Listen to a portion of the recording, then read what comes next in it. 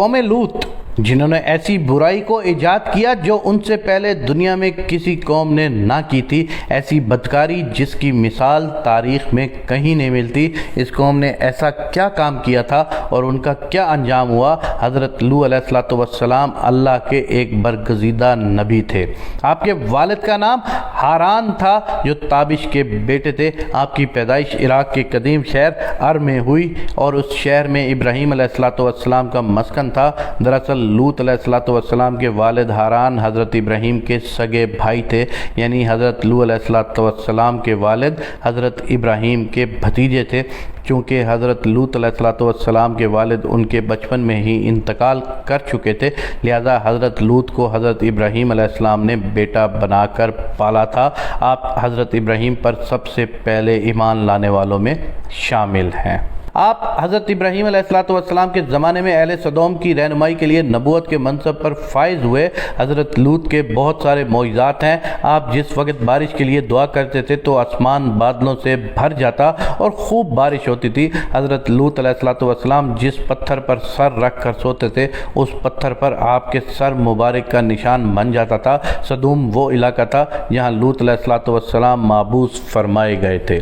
سدوم کے آس پاس 5 نہایت ہی خوبصورت شہر آباد تھے جن میں ہر ایک کی آبادی 1 لاکھ سے زیادہ تھی۔ یہ علاقے نہایت سرسبز و شاداب اور قدرت کی فیاضی کا حسین شاہکار تھا۔ یہاں باغات کی کثرت تھی، لہلہاتی کھیتیاں یہاں کی ضروریات سے زیادہ تھی۔ اردن، شام اور اسرائیل کے درمیان بسا ہوا یہ علاقہ نہایت ہی زرخیز تھا۔ وہاں طرح طرح کے اناج، پھل، میوے بکثرت پیدا ہوتے تھے۔ یہی وجہ تھی کہ آس پاس کی بستیوں کے لوگ اپنی معاشی اور غذائی ضروریات کے لیے ان بستیوں کی طرف آتے، مگر یہ بات اہل سدوم کے لوگوں کو بالکل بھی پسند نہ تھی۔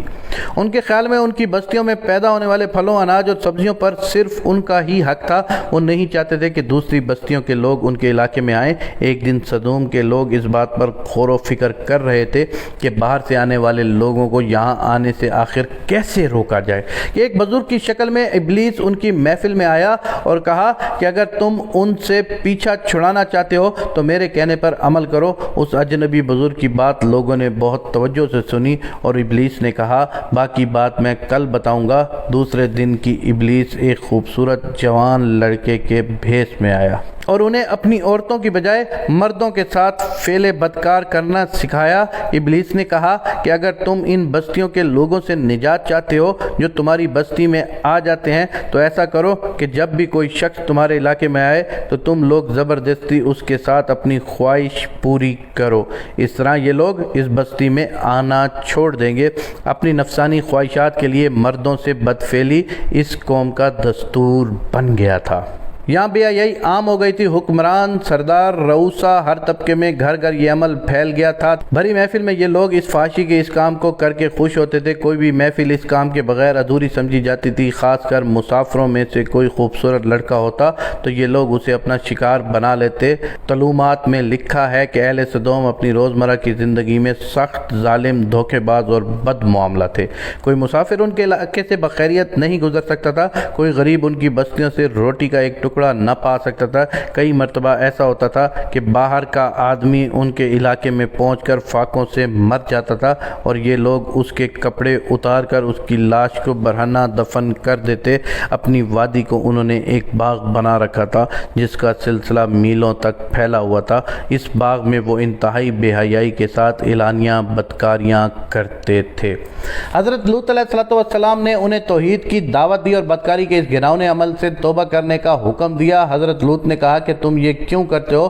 کیا تم عورتوں کو چھوڑ کر لذت حاصل کرنے کے لیے مردوں کی طرف مائل ہوتے ہو؟ حقیقت یہ ہے کہ تم احمق ہو۔ تو پھر حضرت لوط اہل سدوم کو دن رات واعظ و نصیحت کیا کرتے تھے، لیکن اس قوم پر اس کا کوئی اثر نہ ہوا، بلکہ وہ بہت فخریہ انداز میں یہ کام کرتے تھے۔ انہیں حضرت لوط کا سمجھانا بھی برا لگتا تھا، لہذا انہوں نے صاف صاف کہہ دیا کہ اگر تم ہمیں اسی طرح بھلا کہتے رہے اور ہمارے کاموں میں مداخلت کرتے رہے تو ہم تمہیں اپنے شہر سے نکال دیں گے۔ حضرت لوط نے نصیحت و تبلیغ کا سلسلہ جاری رکھا، لہذا ایک دن اہل سدوم نے خود ہی عذاب الہی کا مطالبہ مطالبہ کر دیا۔ اللہ تعالیٰ نے اب تک ان کے اس بدترین عمل فحاشی اور بدکاری کے باوجود ڈھیل دے رکھی تھی، لیکن جب انہوں نے حضرت لوط علیہ السلام سے ایک دن کہا کہ اگر تم سچے ہو تو ہم پر عذاب لے آؤ، لہذا ان پر عذاب الہی کا فیصلہ ہو گیا۔ اللہ نے اپنے خاص فرشتوں کو دنیا کی طرف روانہ کیا۔ یہ فرشتے دراصل حضرت میکائیل علیہ السلام، جبرائیل علیہ السلام اور اسرافیل علیہ السلام تھے۔ پھر یہ فرشتے حضرت لوط علیہ السلام کے گھر تشریف لے آئے۔ حضرت لوط نے جب ان خوبصورت نوعمر لڑکوں کو دیکھا تو سخت گھبراہٹ اور پریشانی میں مبتلا ہو گئے۔ انہیں یہ خطرہ محسوس ہونے لگا کہ اگر ان کی قوم کے لوگوں نے انہیں دیکھ لیا تو نہ جانے وہ ان کے ساتھ کیا سلوک کریں گے۔ حضرت لوط کی بیوی کا نام وائلہ تھا۔ اس نے آپ پر ایمان نہیں لایا تھا اور وہ دراصل منافقہ تھی، وہ کافروں کے ساتھ تھی، لہذا اس نے جا کر اہل سدوم کو یہ خبر دی کہ لوط کے گھر دو نوجوان لڑکے مہمان ٹھہرے ہوئے ہیں۔ یہ سن کر بستی والے دوڑتے ہوئے حضرت لوط کے گھر پہنچے۔ حضرت لوط نے کہا کہ اللہ سے ڈرو، مجھے میرے مہمانوں کے سامنے رسوا نہ کرو۔ کیا تم میں سے کوئی بھی شائستہ آدمی نہیں؟ حضرت لوط علیہ السلام کی بات سن کر وہ لوگ بولے، تم بخوبی واقف ہو جو ہماری اصل چاہت ہے، اس سے تم بخوبی واقف ہو۔ قوم لوط کے اس شرمسار جواب سے اندازہ لگایا جا سکتا ہے کہ وہ فعل بد میں کس حد تک مبتلا ہو چکے تھے۔ جب حضرت لوط علیہ السلام کی قوم ان کے گھر کی طرف دوڑتی ہوئی آئی تو حضرت لوط نے گھر کے دروازے بند کر دیے اور ان نوجوانوں کو ایک کمرے میں چھپا دیا۔ ان بدکار لوگوں نے آپ کے گھر کا گھیراؤ کیا ہوا تھا اور ان میں سے کچھ گھر کی دیوار پر بھی چڑھنے کی کوشش کر رہے تھے۔ حضرت لوط علیہ السلام اپنے مہمانوں کی عزت کے خیال سے بہت زیادہ گھبرائے ہوئے تھے۔ فرشتے یہ سب منظر دیکھ رہے تھے۔ جب انہوں نے حضرت لوط علیہ السلام کی بے بسی اور پریشانی کا یہ عالم دیکھا تو حقیقت سے پردہ اٹھاتے ہوئے یوں فرمایا، اے لوط، ہم تمہارے رب کے بھیجے ہوئے فرشتے ہیں، یہ لوگ ہرگز تم تک نہیں پہنچ سکیں گے۔ ابھی کچھ رات باقی ہے تو آپ اپنے گھر والوں کو لے کر چل دو اور ہم میں سے کوئی شخص پیچھے مڑ کر نہ دیکھے۔ اہل صدوم اہل لوط علیہ السلام کے گھر کا دروازہ توڑنے پر بضد تھے کہ حضرت جبرائیل علیہ السلام نے گھر سے باہر نکل کر اپنے پر کا ایک کونا انہیں مارا، جس سے ان کی آنکھوں کے ڈیلے باہر آ گئے اور بصارت ظاہر ہو گئی۔ یہ خاص عذاب ان لوگوں کو پہنچا جو حضرت لوط کے پاس بدنیتی سے آئے تھے۔ حضرت لوط علیہ السلام حقیقت حال جان کر مطمئن ہو گئے اور اپنے گھر والوں کے ساتھ رات کو ہی نکل کھڑے ہوئے، لیکن پھر بھی ان کی بیوی ان کے ساتھ تھی۔ لیکن کچھ دور جا کر وہ واپس اپنے قوم کی طرف پلٹ گئی اور قوم کے ساتھ جہنم واصل ہو گئی۔ صبح کا آغاز ہوا تو اللہ کے حکم سے حضرت جبرائیل نے بستی کو اوپر سے اکھاڑ دیا اور پھر اپنے بازو پر رکھ کر آسمان پر چڑھ گئے، یہاں تک کہ آسمان والوں نے بستی کے کتے کے بھونکنے اور مرغوں کے بولنے کی آوازیں سنی۔ پھر اس بستی کو زمین پر دے مارا، جس کے بعد ان پر پتھروں کی بارش ہوئی۔ ہر پتھر پر مرنے والے کا نام لکھا ہوا تھا۔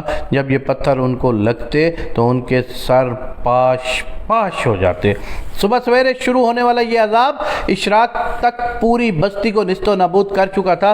قوم لوط کی ان خوبصورت بستیوں کو اللہ نے ایک انتہائی بدبودار اور سیاہ جیل میں تبدیل کر دیا، جس کے پانی سے رہتی دنیا تک کوئی فائدہ نہیں اٹھایا جا سکتا۔ سمندر کے اس حصے میں کوئی جاندار مچھلی، مینڈک وغیرہ زندہ نہیں رہ سکتی، اس لیے اسے ڈیڈ سی یعنی بحر مردار کہا جاتا ہے، جو اسرائیل اور اردن کے درمیان واقع ہے۔ ماہرین آثار نے 10 سالوں کی تحقیق اور جستجو کے بعد اس تباہ شدہ شہر کو دریافت کیا۔ تحقیقات سے پتہ چلا تھا کہ اس شہر میں زندگی بالکل ختم ہو چکی ہے۔ شہر کے راستے اور کھنڈرات کو دیکھ کر آرکیالوجسٹ نے یہ اندازہ لگایا تھا کہ جب یہ شہر تباہ ہوا تو اس وقت لوگ روزمرہ کے معاملات اور کاموں میں مشغول تھے اور یہاں زندگی اچانک ختم ہو گئی۔ اہل صدوم جنہیں پتھر بنا دیا گیا تھا، ان کے بت ابھی تک بحیرہ مردار کے پاس موجود ہیں، جو لوگوں کے لیے ایک عبرت ہے۔ آج یورپی ممالک میں انسانی آزادی کے نام پر اس بدکاری کی اجازت دی جاتی ہے اور اس فحش عمل کو باعث فخر سمجھا جاتا ہے، مگر حقیقت یہ ہے کہ ہم جنس پرستی بالکل فطرت کے خلاف ہے، جس سے انسانی معاشرہ تباہ و برباد ہو جاتا ہے۔ روایتوں کے مطابق ایک مرتبہ حضرت سلیمان علیہ السلام نے شیطان سے پوچھا کہ اللہ کے نزدیک سب سے بدترین عمل کیا ہے؟